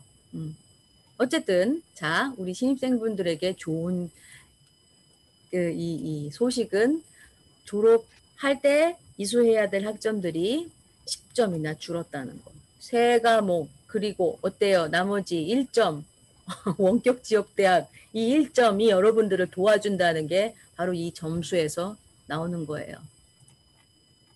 자, 그런 다음에 그 다음이 나오는 게 뭐겠습니까? 이제 출석 수업과 관련된 과제물. 그 중간 시험은 출석 수업 과목과 과제물 시험 과목 이렇게 해서 중간 시험인 거죠? 그거 확인을 어떻게 합니까? 그 다음 과제물 중간 시험 계획 공고, 출석 수업 대체 시험 및 대체 과제물 안내. 이 두 가지를 거의 비슷한 시점에 내고 있다는 거예요. 코로나라서. 사실은 코로나 아니면 이렇게 올라오지도 않았죠. 자, 첨부 파일이 너무 많아가지고 제가 압축을 해서 올려놨어요. 그럼 여러분들은 이렇게 압축 파일을 받아서 어때요? 열기를 하면 당연히 압축 프로그램이 시행되면서 이 압축 파일에는 이런 파일들이 있다고 보여주는 거예요. 여러분 컴퓨터에 아직 저장이 안 됐어요. 여러분 컴퓨터에 저장하려면 어떻게 해야 돼요? 그냥 아예 처음에 다운로드 받을 때 다른 이름으로 저장을 하세요. 그러면은 저장할 위치를 선택하라고 합니다. 그럼 어때요? 저는 이렇게 구별을 해놨잖아요. 1학기 이거 공지사항이에요. 그 다음에 과제물 시험에다가 놓고 저장을 해라. 전 이미 저장해놨기 때문에 여기 있는 거예요. 자, 이렇게 해서 저장을 합니다. 있으니까 바꾸냐고. 그래, 바꿀게. 네, 이렇게 저장이 됩니다. 그럼 여러분들 컴퓨터에 탐색기를 열어서 아까 공지사항에 과제물 시험 폴더를 가면 여기 다운로드 받아진 게 있겠죠. 압축을 풀어서 이렇게 압축 파일들이 나온 거예요. 자, 어떤 학생이 이렇게 물어봤어요. 중간 과제물을 어디다가 작성해요? 라고 물어봅니다. 정답, 중간 과제물 온라인 제출용 파일과 중간 과제물 오프라인 제출용 표지 파일. 여기에 작성하는 거예요. 자, 오프라인으로 가시는 분이 방송대에서 몇이나 있을까요? 1%도 안 돼요. 다 온라인으로 제출합니다. 자, 온라인 제출용 표지 파일. 자, 2021학년도. 여기서부터 이제 한글 프로그램의 운영 능력이 발휘가 되는 거겠죠. 서툴러도 돼요. 그 다음에 과목명. 우리 과제물 과목 중에 글쓰기 과목이 있죠. 글쓰기. 자, 학번 2021 22 다시 1, 2, 3, 4, 5, 6 학번. 자, 이름, 연락처, 이렇게 연락처. 자, 과제 유형. 과제 유형은 뭐에 따라 달라져요? 학점 끝자리에 따라서 A, B, C, D, E 또는 공통형이 있죠. 근데 이번엔 우리 행정학과는 거의 공통형이 많아요. 그럼 공통. 자, 과제명. 자, 어떤 학우님한테 여기에 이렇게 적어서 점검을 요청하는 메일이 왔었어요. 그래서 제가 다 했길래 요런 글씨 지워주시고요. 과제명에다가는 글쓰기 과목명을 적는 게 아니고 과제명을 적는 것입니다. 해서 다시 한번 이제 재점검을 할 수 있도록 피드백 메일을 보냈더니 여기가 고쳐지지가 않은 거예요. 자, 글쓰기의 과제명이 뭐예요?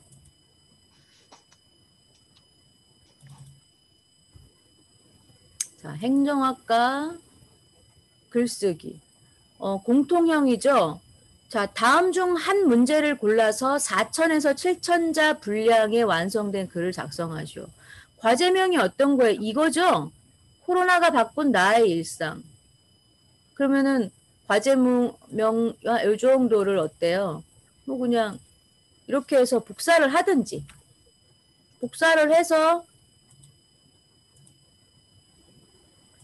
여기다 이렇게 붙여 넣어요.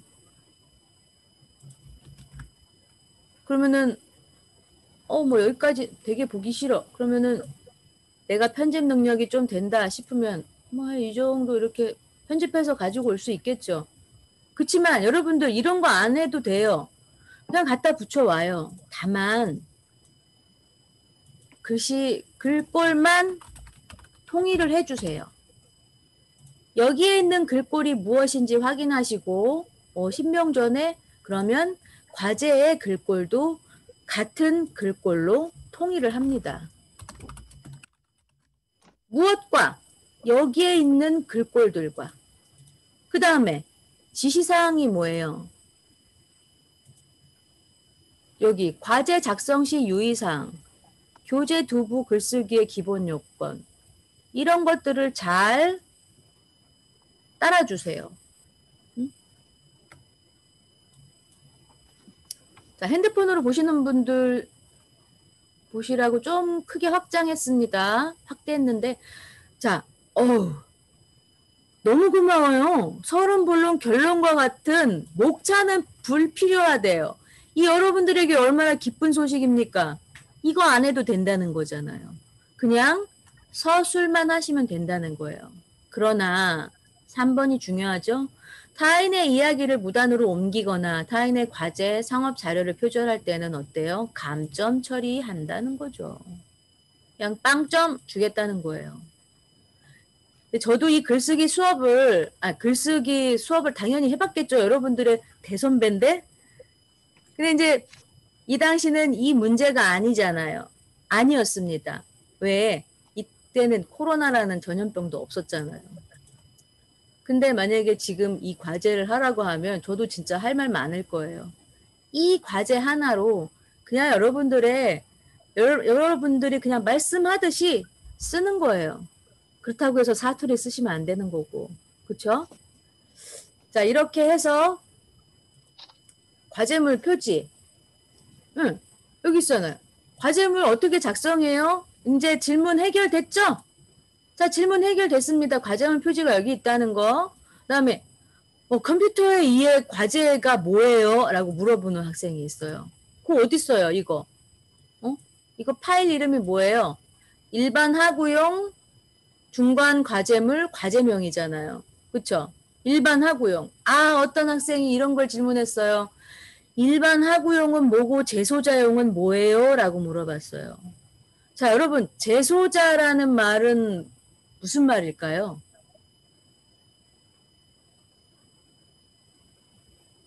감옥에 계신 분들, 어디 구치소, 어디 교도소에 계신 분들도 방송통신대에서 공부를 하고 계신 분들이 있어요. 그럼 그분들과 우리 일반 학우들하고 과제 유형을 같게 한다면 어느 순간에 한계가 생길 거예요. 왜냐하면 그분들은 행동이 자유롭지 못한 공간에서 해야 될 숙제를 행동이 자유로운 일반 학우들이 마음 자유롭게 숙제를 해가질 수 있는 그런 환경이 같지 않잖아요. 해서 재소자용이 따로 있다는 거예요. 우리 폴더에도 있지 않나요? 제가 이번에 일반 재소자용을 뺐나 보네요. 네, 그렇습니다. 자, 그러니까 그냥 여러분들은 일반 학우용 파일만 가지고 과제명을 보시면 돼요. 자, 그 다음에 과제물 시험 세부 시행 방법을 한번 볼까요? 자, 여기에 주터님 과제 언제까지 제출해요? 물어봐요. 바로 이 파일을 여니까 있네요. 38일간 이게 길면 긴데 또 무작정 길다고 할 수 없는 게 우리 직장 다니신 분들, 저희 그 박사 동기들도 직장 다니면서 공부하는 사람들 많은데 시간을 충분히 주었다고 생각하시는 교수님들의 생각과는 다르게 내일이 수업인데 오늘 밤에 하는 그런, 다 똑같아요. 그렇기 때문에 절대로 이 기간이 긴 기간은 아니지만 어쨌든 이 기간 안에 전부 다 작성해서 제출하시면 잘못하지 않은 순간 잘못하지만 않는다면 만점 준다는 거예요. 30점. 그 다음에 너무 시간이 없어서 제출 다 못했어요. 그러나 이 안에는 제출을 하셔야만 감점이 되더라도 어쨌든 제출이 되어야 된다. 그거죠? 이거 다 못하면 어떻게 될까요? 또 뭔가 대체 시험을 또 보겠죠. 코로나 때문에 학교들마다 대책을 많이 세우긴 하는데 그렇습니다. 어쨌든 그런 다음에 여기 있네. 제출 경로. 경로 1과 제출 경로 2가 있네요. 저는 경로 2를 주로 사용했어요. 이거를 잘 사용하지 않았어요. 4년 동안. 이게 편했어요. 경로 2가. 왜 그런지 몰라요. 근데 이게 편해. 편한 걸 어떻게 해요? 여러분도 해보시고 둘 중에 하나 뭐가 편한지 확인 한 번씩 해보는 차원에서 2개 다 해보세요. 자, 그리고 어때요? 작성 분량, 뭐 각 과목마다 다르겠지만 어때요? 제출할 때는 오메가 이내로 작성해야지만 온라인으로 제출이 가능하다는 거. 보통 문서 파일이기 때문에 오메가 이상 넘기가 쉽지 않아요. 진짜 열심히 한 사람들 막 몇십 장 해도 오메가 안 넘어요. 그러니까는 절대 안 넘는다 생각하시고. 다만 이런 경우 있어요. 과제물 안에 어떤 그 사진 파일, 이미지 파일을 넣을 때 그 이미지 파일의 용량이 큰 바람에 파일의 용량이 커지는 그런 경우가 있는데 그런 경우도 다 감안해가지고 용량을 줄이는 방법이나 이런 것들도 다 제가 자료실에 올려놨을 겁니다. 그 다음에 표지 서식을 이용해서 한다는 것들. 그리고 자, 여러분, 요 표지 서식 다운로드 경로 요거 한번 봐보세요. 자, 표지 서식 다운로드 경로가 어떻게 학교 홈페이지 로그인해서 나의 정보 좌측 하단입니다. 여기까지 한번 따라가 볼까요? 자, 학교 홈페이지 로그인 했어요. 여기 학생 서식 있네요. 저 클릭해 볼게요. 요게 여러분들하고 저랑 비슷한 화면일 거예요. 여러분들한테는 여기 과목이 보이죠? 어디? 여기 이렇게 과목이 보이잖아요. 그쵸? 그럼 그 아래 요거라는 말이에요. 그러면은 아까 요거잖아요. 요거 클릭합니다. 요거 클릭하니까 어때요? 각종 서식들이 있어요. 표지 및 기타 서식 파일 왠지 여기 같아요. 다시 한번 파일로 가볼까요? 여긴지? 봐요. 표지 및 기타 서식에서 과제물 표지 온라인 제출용을 다운받으라고 하잖아요. 어때요? 갑니다. 표지 및 기타 서식 클릭하니까 여기 다 있네. 코로나 때문에 대체 과제물 표지까지 여기 다 있어요. 그러면 출석 수업 과제물 표지도 여기 있네요. 저기 여러분, 제가 오픈 카톡방에 들어가 있는 거 아시나요? 제가 각 지역대학교 오픈 카톡방에 튜터들이 다 있습니다. 일부러 조용히 있으면서 여러분들이 어떤 질문을 하는지 모니터링하기 위해서 들어가 있어요.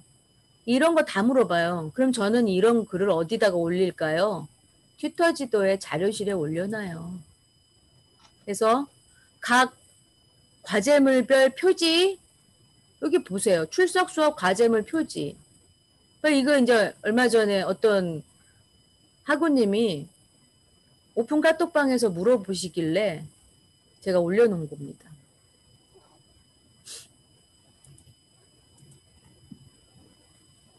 자, 그다음에 각 과제물의 파일 이름을 뭘로 해야 되냐고 물어보는 질문들이 많았어요.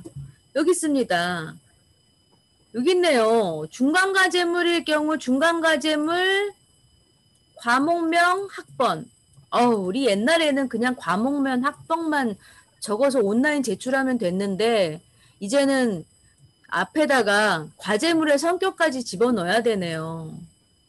그러면 중간 과제물은 정식 중간 과제물이니까 이렇다 치고 이제 출석 수업에 참석 못하신 분들은 어때요? 대체 과제물을 하셔야 되겠죠? 대체 과제물은 대체 과제물이라고 쓰라네. 그러면 기말 시험은 또 어떻게 되겠어요? 기말 시험, 과목명, 학번 이렇게 입력해서 하시면 되겠죠? 이렇게 한다는 거. 그러니까 이러한 내용들의 파일이 각 공지사항에 있는 첨부 파일의 내용들이라는 거예요. 지금 과제물 시험에 대한 내용들. 그리고 중요한 거, 한눈에 보는 과제물 작성법. 제가 이미 띄워놨습니다. 자, 한눈에 보는 과제물 작성 방법. 내가 이걸 여러분들한테 누차 보라고 하는 건 이건 방송대에서 제작한 책자입니다.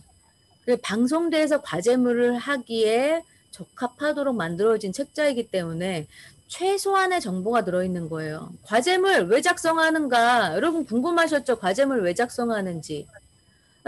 방송대 과제물 유형이 무엇이고 방송대의 특징인 거죠. 그리고 과제물 작성 절차, 표절해냐, 해서는 되냐 안 되냐, 글쓰기 자신감. 그런 다음에 작성하는 방법, 최소한 이러한 것들의 형식을 갖춰서 쓰는 것이고, 그러면 이제 과제물 제출하기 전에 뭘 해야 될지도 다 있습니다. 그러니까 최소한의 이 파일만 읽고도 32페이지밖에 없어요. 그럼 이거 양면 출력하면은 뭐 약 16장? 16장 아주 얇은 책자죠. 이거 하나만 보시고도 작성하시기 부담이 없을 거란 말이에요. 왜냐? 자, 과제물 과제명을 보면은 작성하시오, 서술하시오, 논술하시오, 뭐 이런 식으로 그런 말뜻의 의미를 얘기해 주는 거서부터 있어요. 자, 설명하시오는 그 설명하는 거죠. 서술하시오도 설명하는 듯이 하면 되고 기술하시오, 정리하시오도 다 설명하듯이 하면 되는 거예요. 그렇죠? 우리 설명 잘해 주잖아요. 우리 아이들한테 뭐 하는 방법 잘 가르쳐 드리잖아요. 그렇죠? 논술은 뭐예요? 논하시오, 비판하시오, 자신의 견해를 밝히시오. 또는 자신의 견해를 쓰시오. 논리적인 서술을 하라는 거. 이 최소한. 그러니까 교수님의 과제명에서 논하시오 하면 논하라는 말은 논리적으로 설명을 하는 거구나. 이걸 이해한다는 거예요. 이렇게 간다는 거. 그러면서 어때요? 이런 처리 절차까지 방송되는 이런 프로세스로 과제물 처리를 하는구나. 그리고 우리가 학부 생활에 들어와서 글쓰기를 하면서 내가 왜 글쓰기를 해야 되는지에 대한 자신감도 북돋아 줄 수 있고, 그리고 작성을 할 때는 어때요? 이러한 것들을 이렇게 딱 과제물은 언제서부터 언제까지 공지되는데 이때부터 뭐 이런 용량으로 이루어집니다. 이렇게 딱 이런 것도 읽으면 왜 이맘때 과제물이 나오는구나라는 거 이해한다는 거예요. 여러분 요거 궁금하지 않으세요? 인용 및 출처 표기 요게 제가 요거를 일부러 책갈피 해놨습니다. 이게 한눈에 보는 과제물 작성 방법에 몇 페이지에 있냐면 19페이지에 요 내용이 있어요. 어떤 학우님 저한테 그 과제물 점검을 받을 때 참고문헌 출처 방법을 잘 못 쓰셨어요. 바로 그게 여기 있어요. 참고한 자료를 인용하고 참고문헌을 제시한다. 인용 방법은 여기 있습니다. 좀 밑으로 내려갈게요. 주석 따는 방법. 주석은 외곽주와 내곽주가 있다는 거. 근데 보통 문장의 끝부분에 이렇게들 주석을 달죠. 이게 바로 외곽주라는 거. 가끔가다 어떤 학술지 논문, 우리가 과제물을 작성할 때 학술지 논문을 많이 참조해요. 그러면 그 학술지 논문을 읽다 보면은 이런 글들이 보여요. 송철의 2010년 80. 이게 문장 중간에 막 이런 게 나와요. 이건 뭐냐? 바로 이런 걸 내각주라고 하는 거예요. 그래서 내각주와 외곽주를 잘 섞어서 사용해야 돼요.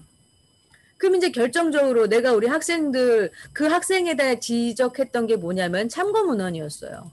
이 참고문헌 방법은 제가 아까 여러분 염두에 두고 있으라는 말 중에 우리 행정학과의 학문 분야는 사회 과학 분야입니다라고 아까 말했죠. 바로 그것입니다. 많은 자 학문 분야가 많아요. 참고 문헌은 쓰면서 보세요. 인문계열과 사회과학에서 많이 활용되는 방식을 소개해줬다고. 자 그러면서 언어 및 각종 인문학, 우리는 언어 및 각종 인문학 뭐 글쓰기 과목을 과제물 할 경우에 이렇게 하겠지만 사회과학 분야에서의 과제물 참고 문헌을 다는 방법은 이러한 형식을 취해줘야 된다는 거예요. 그럼 단행본을 뭐라고 할까요? 단행본은 그냥 우리가 사용하는 교과서예요. 어디 있지? 이거 제가 사용했던 도시행정론. 이게 3학년 1학기 때 과목인가 봐요. 아이고 안 보이네? 아이고 여기 있다. 도시행정론. 지금은 달라졌겠지만 이런 것들을 단행본이라고 하는 거예요. 그냥 한 권짜리 책. 번역서는 뭐 당연히 아시겠죠. 번역해 놓은 책. 뭐 예를 들어서 이런 단행본에 여기에 보면 뭐 누구 외국 사람 이름 나오고 뭐 누구 역한 이게 다 번역서죠. 뭐.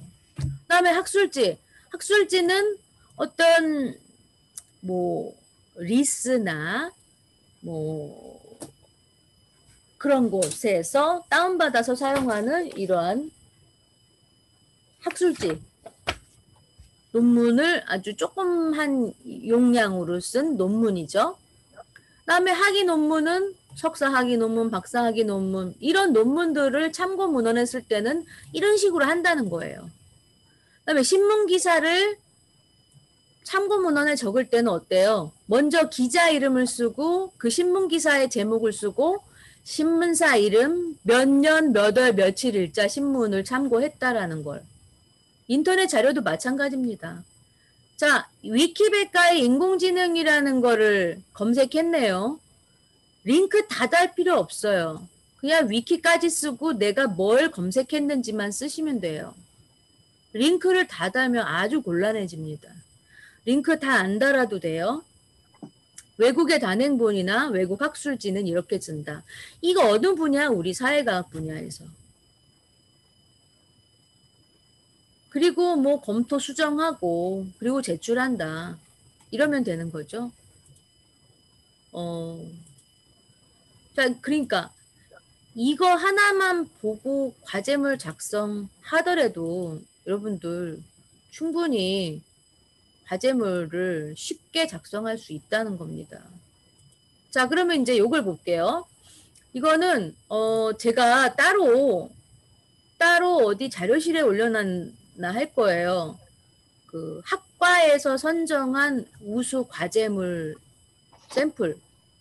그게 바로 요건데 이제 학과에서 선정한 우수 과제물 그 중에서 우리 행정학과 거를 가지고 왔어요. 이 성과관리론이라는 과목인데 자 보세요. 과제명을 이렇게 적고 목차를 이렇게 적었습니다. 아마 이 교수님은 논리적인 서술을 요구했을 거예요. 그래서 논문의 형식을 취하시오라고 지시사항에 쓰셨을 거예요. 그렇기 때문에 서론, 본론의 내용과 결론, 참고문헌 이렇게 적었을 거라고. 그리고 서론은 과제물에 해당되는 이 과제물에 쓰고자 하는 배경과 나중에는 과제명. 그래서 나는 이것에 대해 쓰고자 한다. 본론은 뭐 내용. 이렇게. 그러면서 이 사람도 어때요? 외곽주를 자주 사용했네요. 이게 외곽주잖아요. 그쵸? 외곽주를 아주 잘 활용했어요. 외곽주를 잘 사용했고 어때요? 참고문헌의 형식을 잘 기술했어요. 다음에 또 하나 볼까요? 자, 재무행정로 여기 연락처 지웠네요. 그 다음에 과제 유형은 B고 B의 과제 유형이 예산의 과정이래요. 이렇게 해서 목차를 이렇게 적었습니다. 서론이 길 필요는 없어요. 서론에 대한 압박감을 가지실 필요가 없다는 거. 그러면서 어때요? 그러면서 우리나라의 예산 과정을 설명해 보도록 하겠다 하네요. 그 다음에 아이고 이게 한 페이지씩 넘어가니까 다음에 예산의 과정을 본론에서 쫙쫙쫙 쓰고 있어요. 네, 쫙쫙쫙 쓰면서 이분도 외곽줄을 잘 이용했죠. 그 다음에 짝짝짝 또 계속 쭉쭉쭉 이어가고 있어요. 그 다음에 결론이 가고 참고 문헌. 아, 이분도 인터넷 검색을 이런 식으로 했네요. 이분은 링크를 다 쓴 것 같아요. 그럴 필요 없다는 겁니다. 그냥 예상 과정 용어를 찾았다. 그 어디서? 이 네이버 사전에서 찾았네, 이 사람. 그쵸? 이렇게. 자, 이렇게 해가지고 어때요? 이런 형식을 우리 행정학과 교수님들은 거의 논문의 형식을 많이 취하라고 하실 겁니다. 볼까요? 아, 이건 출석 수업에 대한 내용이고 중간 과제물에 행정학과를 볼까요? 글쓰기 말고 컴퓨터의 이해 말고 컴퓨터의 이해를 보니까 생각난다. 어떤 학우님이 질문을 문자로 했어요. QR코드를 만들었는데 QR코드를 어떻게 만들어서 과제물에 넣어요? 그거 오늘 참석하셨으니까 알려드릴게요. 사회복지학 개론 2학년 세계정치와 경제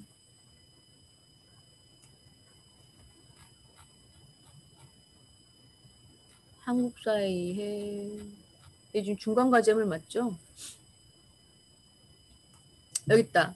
자, 행정조직론이라는 과목입니다. 물론 다행히 2학년이네요.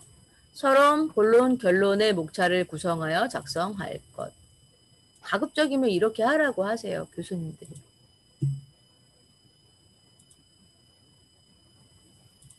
자, 일단 다 짜요, 이거는.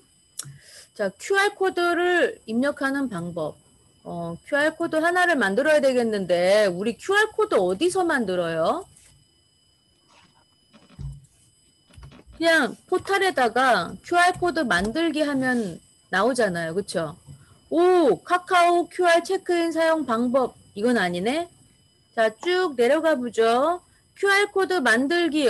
블로그에서 막 설명을 막 엄청 잘해주고 있는데, 응? 자, QR코드 생성기가 뭐 모바일 앱에도 있고, 자, 이거 바로, 카페 글이네요. 웹문서 한번 가볼까? 웹문서, 사이트, 역시 네이버네. 자, 사이트 네이버 QR코드. 자, QR코드 생성해준다네요. 네이버로 갑니다. 그럼 어때요? 2차원 바코드 QR코드. 나만의 QR코드 만들기. 나만의 QR코드 만들죠, 뭐. 아유. 큰일 났어요. 이런 식으로 로그인을 하다 보니까 비밀번호가 뭔지 까먹었어요. 자, QR코드 제목. 우리 컴퓨터의 QR코드 제목이 뭐예요? 그냥 뭐 컴퓨터에 이해할까요? 이러고 뭐 QR코드를 어떻게 해요? 기본형으로 만들죠. 그냥 뭐 사용자 지정해가지고 막 뭐 만들 필요 뭐가 있어요? 그냥 기본형으로 만들고 그 우리 컴퓨터에 이해해서 QR코드 안에다가 어떤 요소를 넣으세요 라고 했죠. 여러분 그거 잘해야 돼요. 그 요소를 잘 집어넣어야 돼. 내가 거기까지를 알려주면은 아예 여러분들에게 과제를 해주는 거나 마찬가지니까 그 설명은 제가 안 할게요. 집어넣어야 되는 요소가 어디 무엇 요소를 잘 챙기셔야 됩니다. 추가 옵션 사용 안 나는 사용 안 할 건데 여러분들은 뭔가 해야 돼요. 이 QR코드 안에다가 뭔가 정보를 입력하라고 과제명이 있잖아요. 그렇죠? 그렇기 때문에 추가 옵션 사용 안 하면 안 되고 뭔가를 선택해야 돼요. 네? 뭔가를 선택해서 해야 돼. 그런 다음에 어때요? QR코드 비공개 이런 거 다 필요 없어. 복사를 해서 가져갈 거기 때문에 이런 거 다 필요 없다는 거예요. 자, 다음 단계 넘어갑니다. 그럼 다음 단계도, 여기도 입력할 수 있네. 뭐 컴퓨터의 이해, 뭐 소개글을 입력해 주세요. 뭐 여러분들 과제물에 내용돼 있는 거 넣어주시면 되죠? 그런 다음에 이제 미리 보기 합니다. 코드에 담을 정보 하나를 넣으래. 그럼 넣지 뭐 그냥. 행정학과 튜터.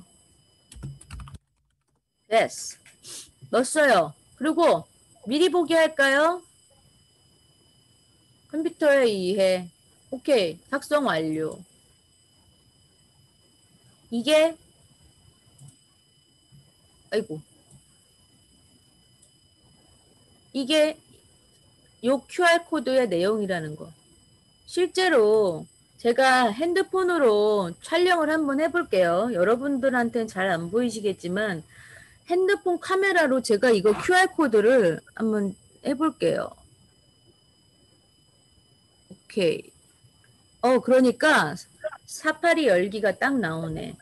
사파리 열기 딱 나오니까 행정학과 튜터 오선영이라고 딱 나옵니다. 그러니까 확인됐어요. 그러니까 나 잘 만든 거죠. 근데 이거 어떻게 해요? QR코드 저장해야 되겠죠. 왜? 우리 과제물 파일에다가 넣을 거잖아요. QR코드를 저장합니다. 자, 여러분 QR코드를 저장하는데 그냥 JPG로 하세요. 평범하게. 그리고 크기는 나중에 키웠다 줄였다 할 수 있으니까 크기에 목매지 마시고 그냥 아무거나 찾습니다. 저장합니다. 그러면 어때요? 여기 화면에 다른 이름으로 저장 열기 나오죠? 제가 어떤 거 아까 권했습니까? 다른 이름으로 저장 누르자고 했죠? 다른 이름으로 저장해서 여기 과제물 시험 폴더에 요게 저장할 수 있게끔 열렸어요. 근데 만약에 여러분들 같으면 이렇게 문서 파일이 열릴 수 있잖아요. 그쵸? 그러면 나중에 이게 내가 컴퓨터 이해 과목의 자료라는 걸 알 수 있게끔 해야 돼요. 아시겠습니까? 그래서 그냥 QR 코드 이미지 이렇게 영어로 되어 있는 거 내가 맘대로 고쳐도 돼요. QR 코드 컴퓨터 이해 컴퓨터 이해 과제물 엔터. 나 어디에 저장이 됐습니까? 문서에 저장이 돼 있어요. 아까 제가 문서에다가 넣어버렸잖아요. 헐, 여기 있다. 이거 자 과제물 시험에다가 붙여왔어요. 자, 여기서 이제 한글 실력 나옵니다. 자, 여러분 제 중간 과제물 온라인 제출령. 자, 이게 이제 이거 컴퓨터에 요거 하나만 하고 잠깐 쉬어요. 우리 너무 오래 한 것 같아요. 잠깐 10분 쉬고 하시죠. 자, 이제 한글 파일에다가 내가 작성한 QR코드를 입력할 건데 QR코드를 아까 JPG 화면으로 작성했잖아요. 자, 입력으로 메뉴 갑니다. 입력 메뉴에서 뭘 찾느냐? 그림을 클릭해요. 입력의 그림. 단축키 있지만 여러분에게 단축키까지 알려드리기에는 너무 시간이 부족하니까 아까 과제물 시험 폴더에다 갖다 놨죠? 자, 클릭을 해놔요. 근데 여러분 이런 거 다 조심하세요. 마우스로 크기 지정합니까? 하지 마세요. 그냥 마우스로 크기 지정하지 말고 문서에 포함되게 하고 앞 개체 속성의 적용을 받게 하지 마세요. 앞 개체 속성이 내가 뭘 했는지 여러분 다 기억합니까? 못해요. 그래서 요거 하나만 하세요. 글자처럼 취급도 나중에 하세요. 자, 갑니다. 열기 하니까 이렇게 커요. 클릭하니까 어때요? 또 네구팅이의 점들이 보여요. 이 점들의 이름이 조절점입니다. 그럼 가장 모서리에 있는 양 모서리에 있는 요것들의 모양을 보면 다 달라. 그죠? 얘를 한번 클릭하고 줄여볼까요? 줄여집니다. 막 문서에 아무데나 막 와. 너무 좋아. 이렇게 너무 좋다간 큰일 납니다. 자, 이거를 진짜 과제물 파일에다가 한번 불러 넣어 볼까요? 음,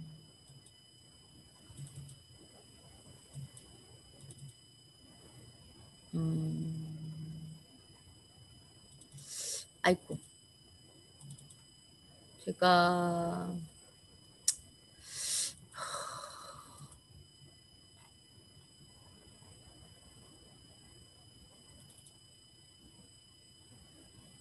자 이게 이제 뭐 어떤 사람이 한 과제물이라고 치자고요.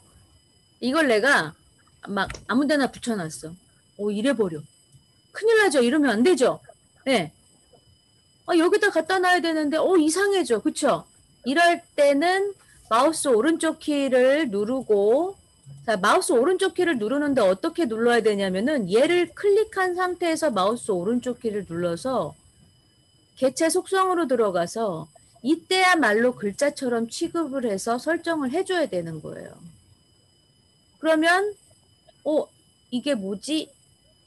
6번이 이거 다음에, 그러면 6번, 7번 다음에. 엔터 쳐도 넘어갈 수 있게 이렇게 넣어주는 거예요. QR코드 넣는 방법 이거 가운데로 이렇게 화면 가운데로 오게 할 수 있는 방법 얘가 글자처럼 취급됐으니까 얘를 이렇게 하면 이렇게 까맣게 지정이 돼요. 블럭이 지정이 돼요. 이렇게 지정하듯이 얘도 똑같이 지정이 되는 거예요. 그 배열 방법을 어떻게? 가운데 정렬 되셨죠? 이렇게 넣는 것입니다.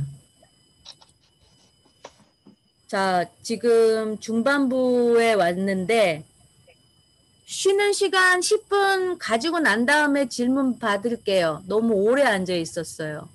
괜찮으시죠? 네, 해주세요. 네. 예.